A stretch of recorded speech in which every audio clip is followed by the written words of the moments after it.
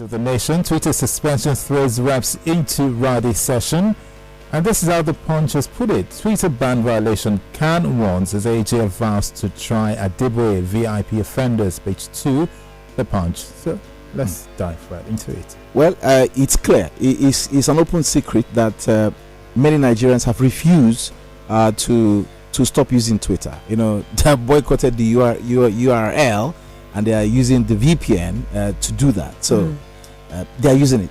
Even Governor Nasir El-Rufai is still on Twitter. Abubakar Malami, the AGF, was still on Twitter until yesterday. So people are saying, if you deactivated your account, how did you get in the first place? I sit here, Deco, and I'm not using Twitter, but I have not been able to deactivate my account because I cannot log in. So maybe AGF Malami should explain to Nigerians how in the first place he got into the platform to deactivate his account. So which means he could still log into the account.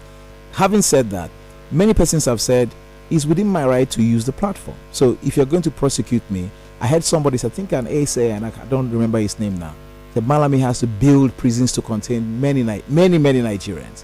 So which laws are you going to use to prosecute the people who are still on this platform?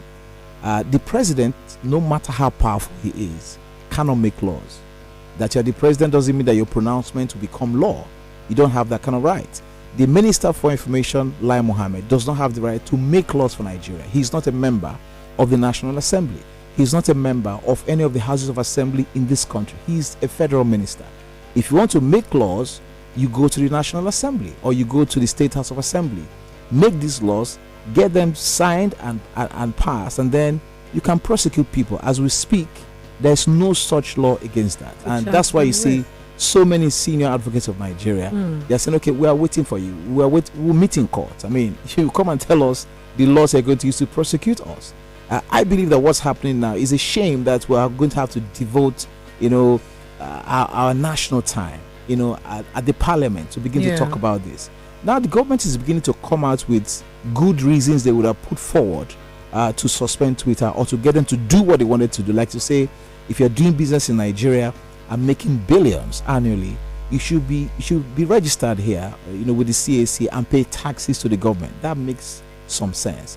But my worry for this government is that many times they have put the cart before the horse. You cannot convince anybody that you suspended Twitter because of the president tweet that was deleted. It's hard. You cannot convince anybody. I mean, it's looking like that's why you did it. But now you're bringing out perhaps cogent reasons why that should have been done. To say, okay, you're in this country. We need to see you in our country. We need to know where to find you. We need to look to our books and see that you're paying taxes if you're making so much money from the country. And now it's become a matter of national discourse. They're talking about it. People are saying, look, you should have looked at the pros and cons. You should have looked at the advantages and disadvantages of this. People have their businesses on Twitter, for goodness sakes, and all of these persons have perhaps lost their means of livelihood in a country where unemployment rate is about 33%, in a country where graduates have left high institutions for 10 years. Yesterday I was doing a program and somebody told me that he went to a private university. After 8 years, he cannot find a job. There are many people like that. Maybe in their millions. Each year the universities are churning out graduates that are just going to nowhere. And things that are providing means of livelihood for these people, you're coming to clamp down on them. And many are saying, how did you do that? I mean, what enabled you to do that? You have contravened some laws. A lawyer yesterday, I think that was Festus Oguche, he had written to the AGF to say that you are contravening a judgment from the ECOWAS court to say that you cannot do this. I'm not a lawyer. Again, whether that court judgment obtained from the ECOWAS court is enforceable in Nigeria is a discussion for another day. Of course, you have seen Serap and 167 others take the federal government to court, this same ECOWAS court, to say that what you have done is wrong. They should have thought it through. They should have looked at it. And of course, Kingsley Chinda was ruled out of order by Femi Gbajabiamila yesterday to say that we have discussed this, we have set up this investigation to go and look at whether the federal government followed due process before it suspended Twitter or banned it. You cannot discuss it here. And that's why they staged a walkout. But it has to be said, it was not all the opposition party members that walked out. Some members of the PDP and some opposition parties walked out. But some people sat there this affects them because all of them are on Twitter. They use Twitter. The House of Reps use Twitter as a body. The members of the House use Twitter as a body. We're now torn between national security and freedom of speech or freedom of the press. We have to meet at some point, balance these issues. I'm not going to say, well, because people have to use Twitter, let's undermine national security. But I'm not also going to say that people's rights should be trampled upon.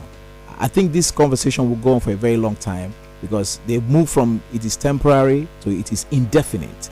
So whether it's going to be lifted and whether Twitter is going to register in Nigeria with the CAC remains to be seen. But then I think that the decision was hasty. They should have thought it through. They should have done all these things they're doing now, before taking that hardline stance of banning this microblogging site, because Nigerians are really not happy about it, and that's the truth. Did you enjoy this video? Hit the subscribe button for more, leave a comment, and like. Thank you.